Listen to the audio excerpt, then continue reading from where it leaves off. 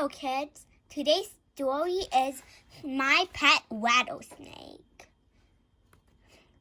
When I was a kid, I was what you might call a desert rat.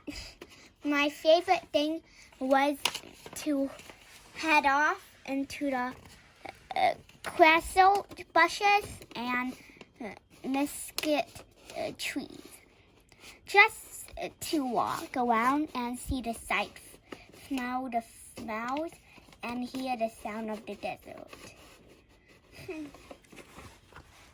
One time when I was wandering around the desert, I heard a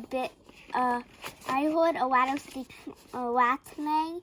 I heard the sound and discovered that a big rock had slid down off the bank of a dry wash and landed right on top of a rattler.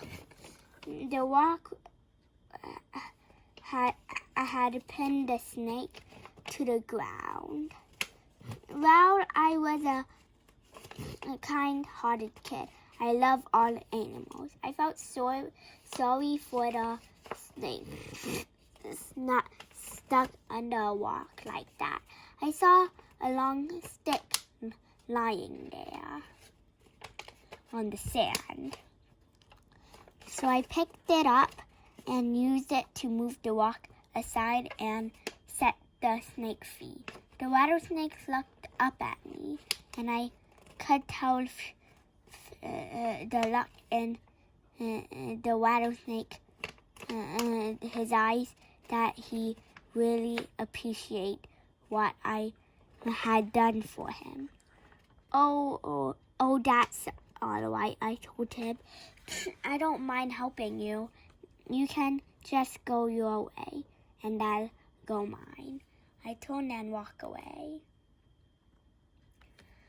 I had taken a few 10 steps when I happened to look behind. What do you suppose I saw? The rattlesnake was following me. I told him, "You can follow me. I have to go home. Go on and get you on your way." Well, I did pat him on the head a couple times, just to be nice to him,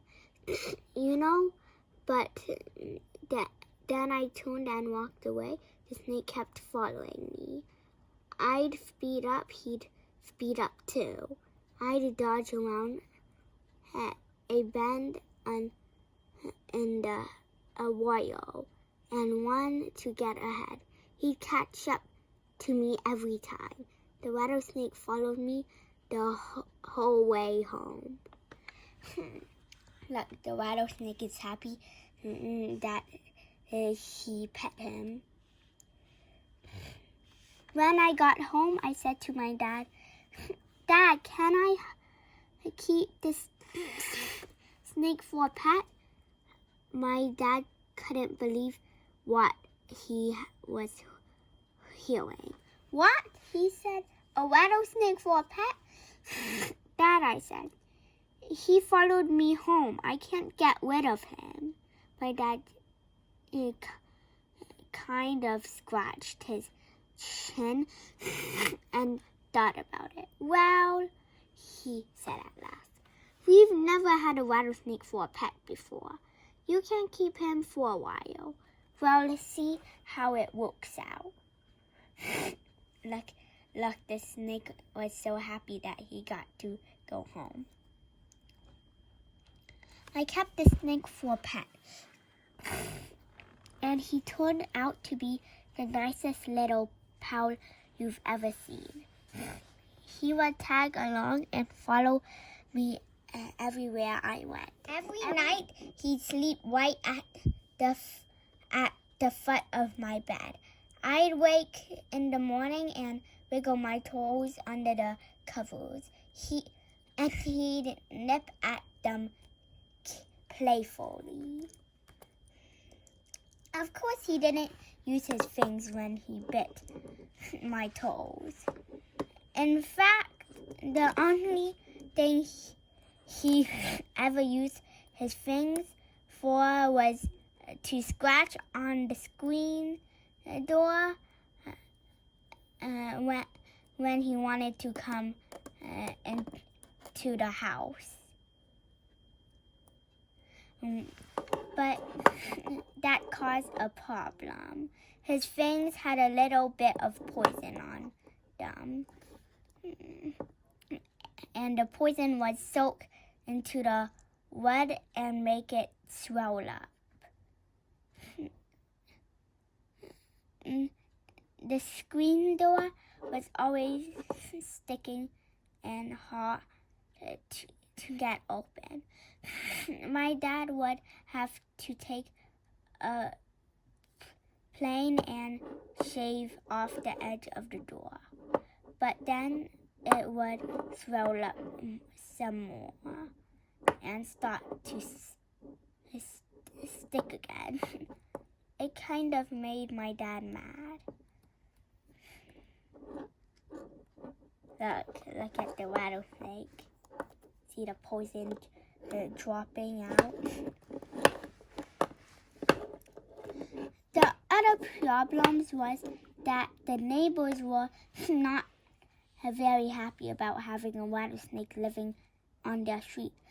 They were afraid he was going to bite one of their little kids. I knew the snake wouldn't bite anyone, but one day my dad said to me, "The neighbors are getting too upset. Take your snake back into the desert and leave him there." I took my snake for a walk in the desert. We ran about 2 miles, and then I sat down under the trees to rest. My snake curled up beside me to take a nap. As soon as he fell asleep, I jumped up and ran back home. When I got home, you know what I saw? You don't. I saw, don't you? My rattlesnake. He knew a shortcut and got there before I did. My dad shook his head and told me, "We just have to get rid of the rattlesnake." So we loaded him into the trunk of the car and drove 35 miles out of the desert. We left him there and drove back home. I felt sad all day long. I really missed my little pet. I couldn't eat any supper that evening. That night I couldn't sleep a wink. The next morning I was sitting in the kitchen eating some breakfast. It didn't have any taste because I was feeling so sad. When I heard a sound outside the door, my heart leaped up. I ran to the door, and sure enough, there was my rattlesnake, scratching to come inside. He had traveled all night long to get back home again. Wow, the rattlesnake came 35 miles away from his home, and then he found a way back. My dad said, "If this snake is going to travel 35 miles just to live here with us, we are going to keep him. I don't care what the neighbors have to say about it." And my dad's decision turned out to be a very good one.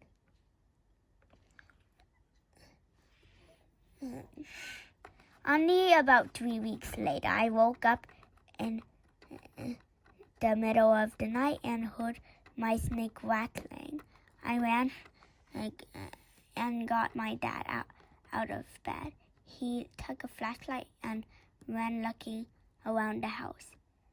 I'd been 16 kinds of Leah if he burglar didn't broken into our house that night, and the rattlesnake had wrapped himself around the burglar's neck. His tail was hanging out the window and was rattling for the police.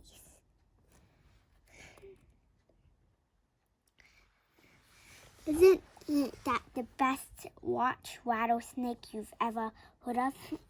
I'll bet it is.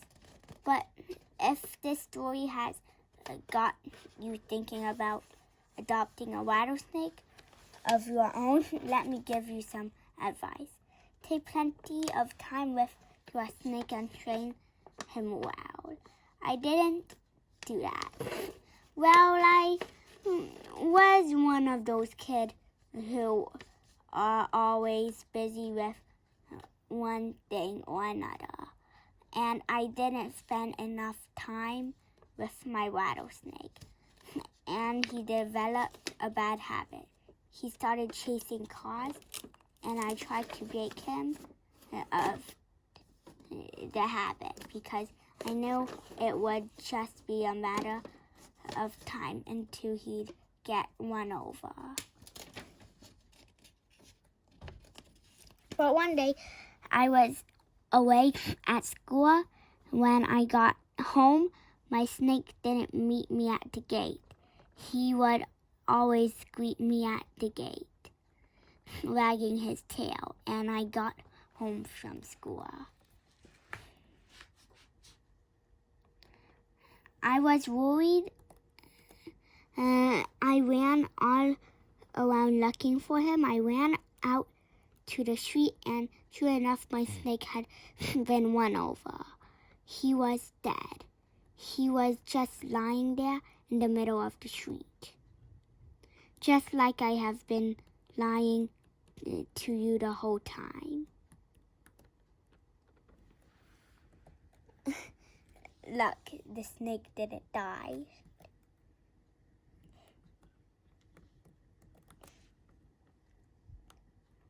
Look, he was lying. The snake didn't die. That's the end of our story today. Please subscribe to our channel. I hope you like it.